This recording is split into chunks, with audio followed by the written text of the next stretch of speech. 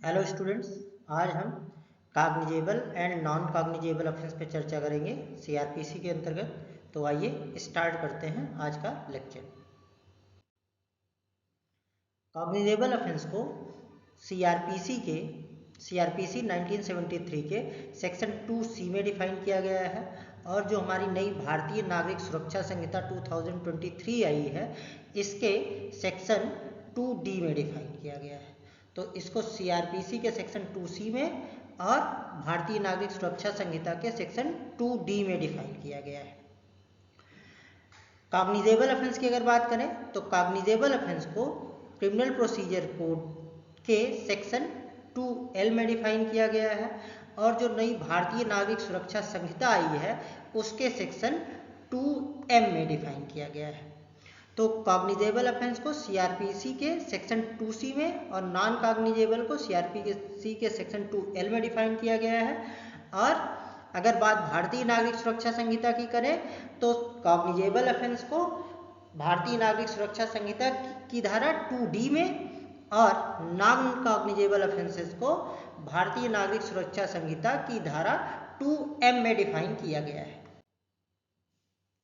Cognizable offence की meaning देखें अगर तो जो सीआरपीसी 1973 या भारतीय नागरिक सुरक्षा संहिता 2023 में कॉग्निजेबल ऑफेंस की जो मीनिंग बताई गई है उसके अनुसार कॉग्निजेबल ऑफेंस एक ऐसा ऑफेंस है जिसमें पुलिस बिना वारंट के अरेस्ट कर सकती है। मतलब ऐसा ऑफेंस जिसमें पुलिस को ये राइट है कि वो बिना वारंट के एक्यूज्ड को गिरफ्तार कर सकती है, उसको हम कॉग्निजेबल ऑफेंस कहते हैं। और नॉन कॉग्निजेबल ऑफेंस की बात करें तो नॉन कॉग्निजेबल ऑफेंसेस वो ऑफेंसेस हैं जिसमें पुलिस ऑफिसर के पास एक्यूज्ड को बिना वारंट के गिरफ्तार करने की पावर नहीं होती है। मतलब कॉग्निजेबल ऑफेंसेस में अरेस्ट के लिए पुलिस ऑफिसर को कोर्ट से कोई अनुमति लेने की आवश्यकता नहीं होती है, वो विदाउट वारंट भी गिरफ्तार कर सकता है। लेकिन नॉन कॉग्निजेबल ऑफेंसेस के केसेस में कोई पुलिस ऑफिसर स्वयं गिरफ्तारी नहीं कर सकता है, बल्कि एक्यूज्ड पर्सन को गिरफ्तार करने के लिए उसको कोर्ट के वारंट की जरूरत होगी।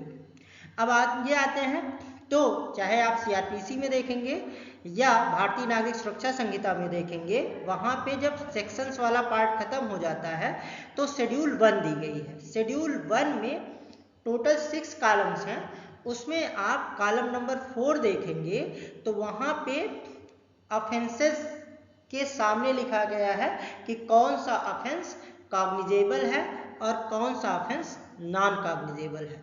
तो अगर हमको ये पता करना है कि कोई पर्टिकुलर ऑफेंस कॉग्निजेबल है या नॉन कॉग्निजेबल है तो हमको सीआरपीसी 1973 या भारतीय नागरिक सुरक्षा संहिता की फर्स्ट शेड्यूल के कॉलम नंबर 4 को देखना होगा, और उसमें उस शेड्यूल में अलग अलग ऑफेंसेस के सामने लिखा गया है कि whether this offence is cognizable और नॉन कॉग्निजेबल। अब अगर डिफरेंस की बात करें कि कॉग्निजेबल ऑफेंस या नॉन कॉग्निजेबल ऑफेंस में क्या डिफरेंस है, तो कॉग्निजेबल ऑफेंसेस के केस में सीआरपीसी की धारा 41(1) सेक्शन 41 क्लास 1 और भारतीय नागरिक सुरक्षा संहिता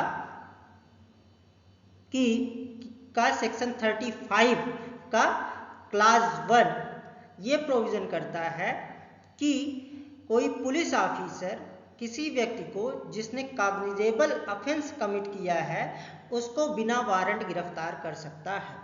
वहीं पे सीआरपीसी का सेक्शन 41 का क्लास 2 और भारतीय नागरिक सुरक्षा संहिता के सेक्शन 35 का क्लास 2 ये कहता है कि नॉन कॉग्निजेबल ऑफेंसेस के केस में कोई पुलिस ऑफिसर बिना वारंट गिरफ्तारी नहीं कर सकता है। तो पहला डिफरेंस जो cognizable and non cognizable offences में है वो पुलिस ऑफिसर की पावर टू अरेस्ट को लेकर के है। अगर कोई ऑफेंस कॉग्निजेबल ऑफेंस है तो उसमें पुलिस ऑफिसर बिना वारंट की गिरफ्तारी कर सकता है, जबकि अगर कोई ऑफेंस नॉन कॉग्निजेबल ऑफेंस है तो उसमें कोई पुलिस ऑफिसर बिना वारंट गिरफ्तारी नहीं कर सकता है। नेक्स्ट डिफरेंस देखें तो दूसरा डिफरेंस इन्वेस्टिगेशन को लेकर के है।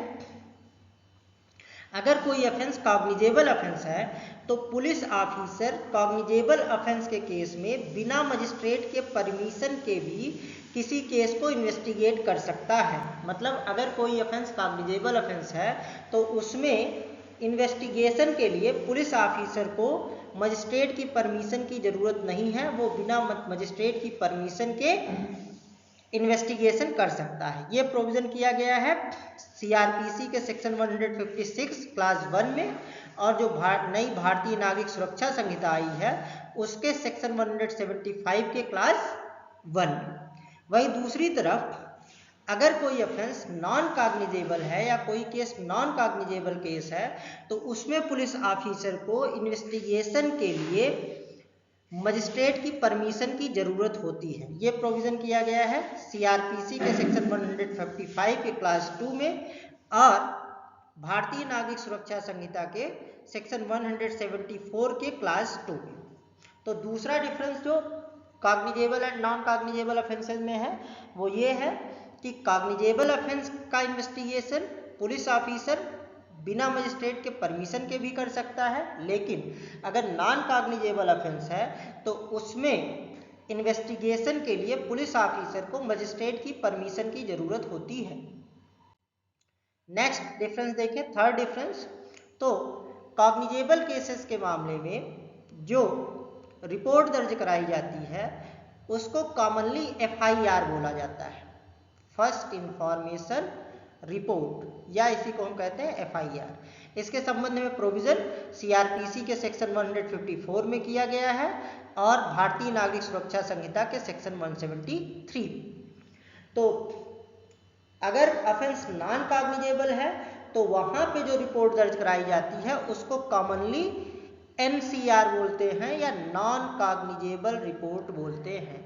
तो third point of difference cognizable and non cognizable cases में ये है कि कॉग्निजेबल केस में जो रिपोर्ट दर्ज कराई जाती है उसको एफआईआर बोलते हैं, फर्स्ट इंफॉर्मेशन रिपोर्ट बोलते हैं, और जो नॉन कॉग्निजेबल ऑफेंसेस की रिपोर्ट दर्ज कराई जाती है उसको एनसीआर या नॉन कॉग्निजेबल रिपोर्ट बोलते हैं। फोर्थ डिफरेंस ये है कि cognizable offences are serious in nature and non cognizable offences are less serious in nature. Cognizable offences की बात करें तो वो सीरियस इन नेचर होते हैं, और अगर नॉन कॉग्निजेबल ऑफेंसेस की बात करें तो वो लेस सीरियस इन नेचर होते हैं। मतलब अगर ऑफेंसेस की ग्रेविटी देखी जाए तो वो ऑफेंसेस जो सीरियस नेचर के हैं उनको कॉग्निजेबल ऑफेंसेस की कैटेगरी में रखा गया है, और वो ऑफेंसेस जो लेस सीरियस नेचर के हैं उनको नॉन कॉग्निजेबल ऑफेंसेस की कैटेगरी में रखा गया है। अब आइए देखते हैं कि इनसे मेंस एग्जामिनेशन में क्या क्वेश्चंस पूछे गए हैं। तो डीजीएस 2006 और यूपीजे 2015 में पूछा गया था कि cognizable and non cognizable offences में डिफरेंट क्या है। झारखंड जुडिशियल सर्विसेज में 2019 में पूछा गया था कि कॉग्निजेबल और नॉन कॉग्निजेबल में को डिस्क्राइब कीजिए, और आरजेएस में पूछा गया था 1991 में कि कॉग्निजेबल ऑफेंसेस को डिफाइन कीजिए। तो जो प्रीलिम्स एग्जामिनेशन और मेंस एग्जामिनेशन में जो क्वेश्चंस बनते हैं वो इस फैक्ट के इर्द गिर्द बनते हैं कि कॉग्निजेबल ऑफेंस क्या है, नॉन कॉग्निजेबल ऑफेंस क्या है, और कॉग्निजेबल ऑफेंसेस और नॉन कॉग्निजेबल ऑफेंसेस में डिफरेंस क्या है। तो ये हमारा आज का टॉपिक कंप्लीट हुआ। मिलते हैं एक नए टॉपिक के साथ नेक्स्ट क्लास में। Thank you.